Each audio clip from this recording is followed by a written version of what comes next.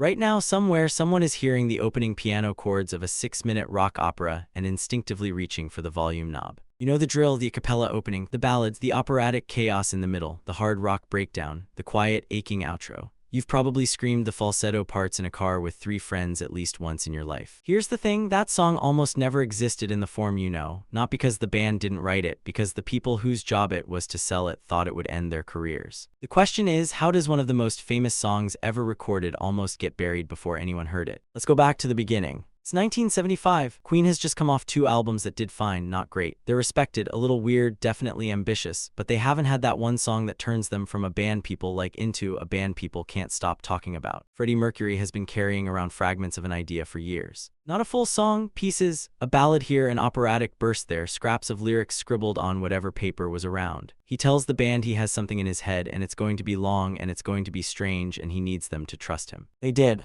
Recordings started at Rockfield Studios in Wales, and this is where the story gets almost absurd. The operatic middle section alone, the part with the layered vocal harmonies stacking on top of each other, took the band and producer Roy Thomas Baker close to 3 weeks of overdubbing, take after take, bouncing tape down generation after generation, until the actual magnetic tape was reportedly wearing thin from overuse. Here's what makes this so important. This wasn't a band chasing a hit. This was 4 musicians building something almost architecturally, with zero guarantee it would work on radio in a genre or in any commercial box at all. And that's exactly where the trouble started. Because once the song was finished, it had to go through the people who decide what the public gets to hear. Just under 6 minutes long, Bohemian Rhapsody broke basically every unwritten rule of what a single was supposed to be. Radio in the mid-1970s ran on a simple formula. Keep it under 3 minutes so stations could fit in more songs and more ads. Executives at Queen's label reportedly balked at the length and structure, worried that no radio station would touch something this sprawling, this genre-hopping, this unclassifiable. But here's the pivot that changed everything, and it didn't come from inside the label at all. Freddie Mercury allegedly slipped an early copy of the track to a friend, radio DJ Kenny Everett, with informal instructions along the lines of, "Play it, but don't tell anyone you have it." What happened next is the part that sounds made up but reportedly wasn't. Everett played snippets of the song on his show repeatedly over one weekend, by some accounts around a dozen times, and the reaction from listeners was immediate. People started calling record shops asking for a song that technically wasn't for sale yet. Think about that, the public heard the impossible song before the industry had agreed to let them. By the time the label's hesitation caught up with reality, the demand had already made the decision for them. Bohemian Rhapsody was released as a single in October 1975, uncut at its full unconventional length, no radio edit, no version that chopped out the operatic middle to make it more normal. It went to #1 in the UK and stayed there for 9 weeks.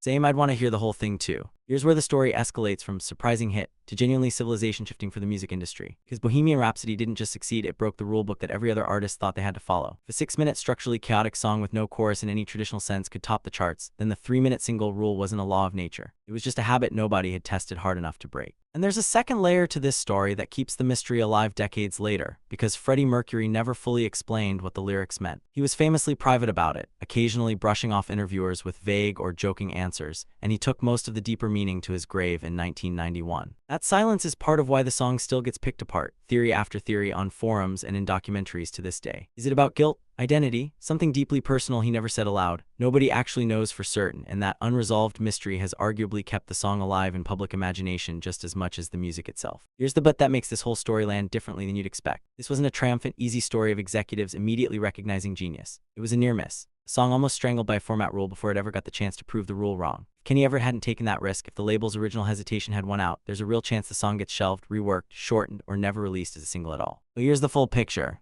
A singer carries fragmented ideas for years. A band commits to something with no commercial logic behind it. A studio process pushes tape technology to its literal physical limit. A label says no. A DJ says watch this anyway. The public says yes before the industry does. And a song that broke every rule about what a single was allowed to be becomes one of the most recognized pieces of music on earth. One still debated, still mysterious, still unresolved in its meaning 50 years later. So next time that song comes on in a car, at a wedding, in a movie scene you didn't see coming, remember you're not just hearing a hit. You're hearing the one time the entire music industry was wrong about what people wanted and got proven wrong in real time. Maybe that's the real lesson buried in the operatic chaos. Sometimes the thing everyone says is too weird to work is exactly the thing people were waiting for. If you liked digging into stories like this, there's plenty more buried in music history worth uncovering.